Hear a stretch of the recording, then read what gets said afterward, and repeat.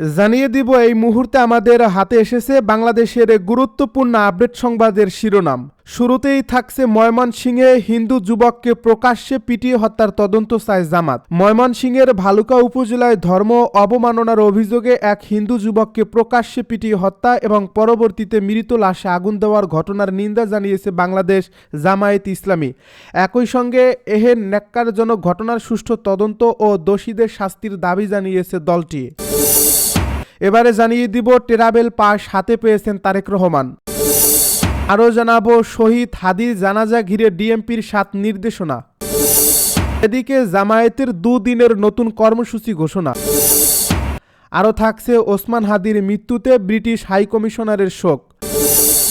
সব শেষে জানিয়ে দিব গোপালগঞ্জে জয়বাংলা চত্বরের নাম পরিবর্তন করে শহীদ হাদি চত্বর ঘোষণা।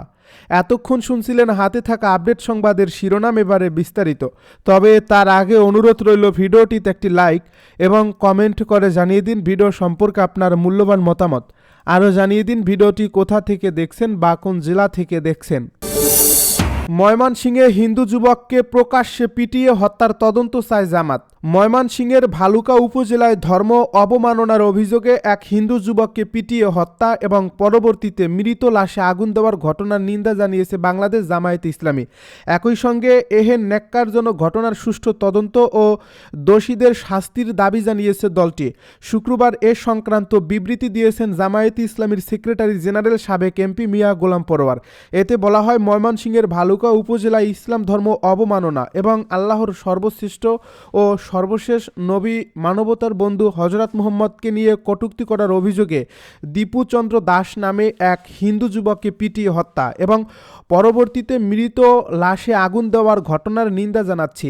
এই হত্যাকাণ্ড কোনোভাবেই বাংলাদেশের প্রচলিত আইন দ্বারা সমর্থিত নয়। এ বিবৃতিতে বলা হয়, ইসলাম কখনোই বিচার বহির্ভূত হত্যা, গণপিটুনি কিংবা সহিংসতার অনুমোদন দেয় না। অভিযোগ থাকলে তার নিষ্পত্তি আদালতের মাধ্যমেই হতে হবে, এটাই আইনের শাসনের মৌলিক নীতি। এ বিবৃতিতে আরও বলা হয়, এই ঘটনার সুষ্ঠু ও নিরপেক্ষ তদন্তপূর্বক দোষীদের আইনের আওতায় এনে শাস্তি প্রদানের জন্য সরকারের প্রতি আহ্বান জানাচ্ছি। বাংলাদেশ জামায়াতে ইসলামী সব সময় ধর্মীয় সহনশীলতা, মানবিক মূল্যবোধ ও আইনের শাসনের পক্ষে এবং ভবিষ্যতেও এ অবস্থান অব্যাহত রাখবে ইনশাল্লাহ। ট্রাভেল পাস হাতে পেয়েছে তারেক রহমান।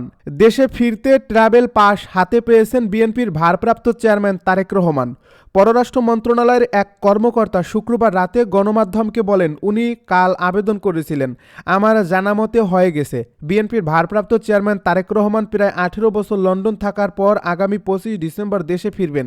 সেজন্য বৃহস্পতিবার ট্রাভেল পাস নিতে দূতাবাসে আবেদন করেন। পরে শুক্রবার সেই ট্রাভেল পাস হাতে পেয়েছেন তিনি। এদিকে বিএনপি চেয়ারপারসনের একান্ত সচিব আব্দুস সত্তার জানিয়েছেন, মেয়েকে সঙ্গে নিয়ে লন্ডন থেকে সিলেট হয়ে ঢাকায় ফিরবেন তারেক রহমান। 25 ডিসেম্বর বেলা 11টার পর তারেক রহমানকে বহনকারী বিমানটি ঢাকায় অবতরণ করবে। 2024 সালের 5 অগাস্ট পরবর্তী সময়ে তার দেশে ফেরা নিয়ে ছিল নানা জল্পনা কল্পনা।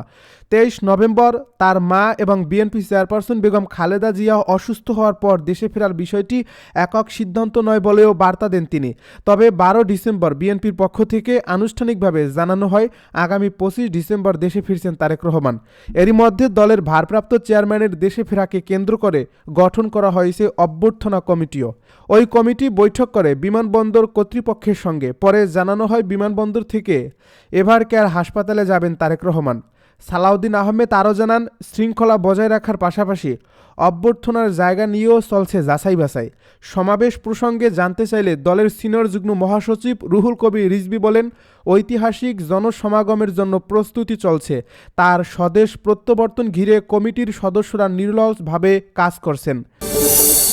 শহীদ হাদির জানাজা ঘিরে ডিএমপির 7 নির্দেশনা। জাতীয় সংসদ ভবনের দক্ষিণ প্লাজায় শনিবার ইনকিলাব মঞ্চের মুখপাত্র শহীদ ওসমান হাদিকে জানাজাকে ঘিরে 7 ট্রাফিক নির্দেশনা দিয়েছে ঢাকা মেট্রোপলিটন পুলিশ ডিএমপি। শুক্রবার রাত 8টায় ডিএমপি মিডিয়া বিভাগের উপ পুলিশ কমিশনার তালেবুর রহমান এক বিজ্ঞপ্তির মাধ্যমে এ নির্দেশনার কথা জানান। এ বিজ্ঞপ্তিতে বলা হয়, শনিবার বাদ জোহর জাতীয় সংসদ ভবনের দক্ষিণ প্লাজায় ইনকিলাব মঞ্চের মুখপাত্র শহীদ শরীফ ওসমান বিন হাদির জানাজা উপলক্ষে বিপুল সংখ্যক লোক সমাগম হবে।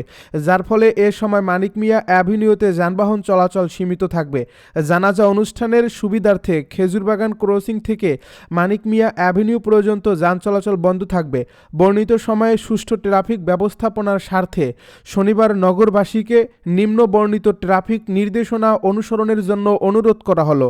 ১. মিরপুর রোড টু ফার্মগেট ভায়া মানিক মিয়া অ্যাভিনিউগামী যানবাহন মিরপুর রোড হয়ে উত্তর দিক থেকে আসা ফার্মগেট সোনারগাঁও অভিমুখী যানবাহন গণভবন ক্রসিং, লেক রোড, উড়োজাহাজ ক্রসিং, বিজয় সরণি ক্রসিংয়ে ডানে মোড় নিয়ে ফার্মগেটের দিকে গমন করবে। ২. ফার্মগেট টু মানিক মিয়া অ্যাভিনিউ ভায়া ইন্দিরা রোডগামী যানবাহন ফার্মগেট থেকে খেজুরবাগান ক্রসিং ডানে মোড় নিয়ে উড়োজাহাজ ক্রসিং বামে মোড় নিয়ে লেক রোড গণভবন ক্রসিংয়ের দিকে গমন করবে। জামায়াতের দুদিনের কর্মসূচি ঘোষণা। ইনকিলাব মঞ্চের মুখপাত্র শরীফ ওসমান হাদির মৃত্যুতে দুদিনের কর্মসূচি ঘোষণা করেছে বাংলাদেশ জামায়াতে ইসলামী। শুক্রবার দলটির কেন্দ্রীয় কার্যালয়ে অনুষ্ঠিত এক বৈঠকে এ সিদ্ধান্ত নেওয়া হয়। এ বৈঠকে দেশের সার্বিক রাজনৈতিক পরিস্থিতি, ইনকিলাব মঞ্চের মুখপাত্র ও বিপ্লবী জুলাই যোদ্ধা শরীফ ওসমান হাদির লাশ গ্রহণ ও তার জানাজা অনুষ্ঠান সহ করণীয় বিষয়ে আলোচনা করে কর্মসূচি গ্রহণ করা হয়। কর্মসূচির মধ্যে রয়েছে শনিবার ওসমান হাদির রুহের মাগফিরাত কামনা করে দেশের জেলা মহানগরীয় শাখায় দোয়া অনুষ্ঠান করা এবং রোববার সকাল 10টায় রাজধানী ঢাকার মগবাজারস্থ আল ফালা মিলনায়তনে কেন্দ্রীয় সংগঠনের উদ্যোগে দোয়া অনুষ্ঠান। কেন্দ্রীয় কার্যালয়ে অনুষ্ঠিত বৈঠকে সভাপতিত্ব করেন সংগঠনের সেক্রেটারি জেনারেল ও সাবেক এমপি মিয়া গোলাম পরোয়ার। ওসমান হাদির মৃত্যুতে ব্রিটিশ হাইকমিশনের শোক। ইনকিলাব মঞ্চের মুখপাত্র শরীফ ওসমান হাদির মৃত্যুতে গভীর শোক প্রকাশ করেছে ঢাকায় অবস্থিত ব্রিটিশ হাইকমিশন। শুক্রবার এক শোক বার্তায় হাইকমিশন হাদির পরিবার, বন্ধু ও সমর্থকদের প্রতি সমবেদনা জানিয়েছে। শরীফ ওসমান হাদির মৃত্যুতে গভীরভাবে শোকাহত জানিয়ে এই কঠিন সময়ে শোক সন্তপ্ত সবার প্রতি গভীর সহমর্মিতা প্রকাশ করেছে ব্রিটিশ হাইকমিশন। হাদির মৃত্যুর পর তার প্রতি আন্তর্জাতিক মহল থেকে একের পর এক শোক বার্তা আসছে।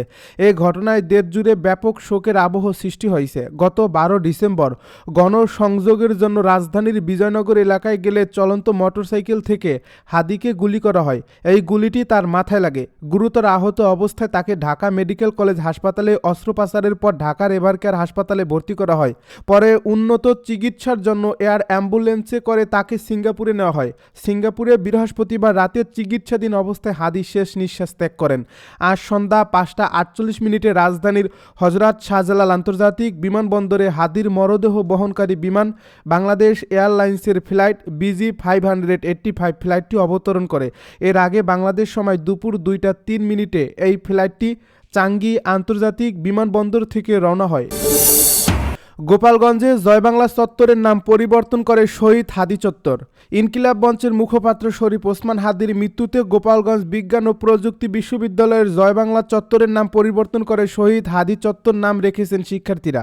এছাড়া বিশ্ববিদ্যালয় থেকে বঙ্গবন্ধু কর্নার ও জুলাই আন্দোলনকারী 5 শিক্ষকের অপসারণের জন্য 48 ঘন্টার আলটিমেটাম দেওয়া হয়। শুক্রবার দুপুরে বিশ্ববিদ্যালয়ের কেন্দ্রীয় মসজিদে জুমার নামাজ শেষে ইনকিলাব মঞ্চের আহ্বায়ক শরীফ ওসমান হাদির রুহের মাগফিরাত কামনা করে বিশেষ দোয়া ও মোনাজাত করা হয়।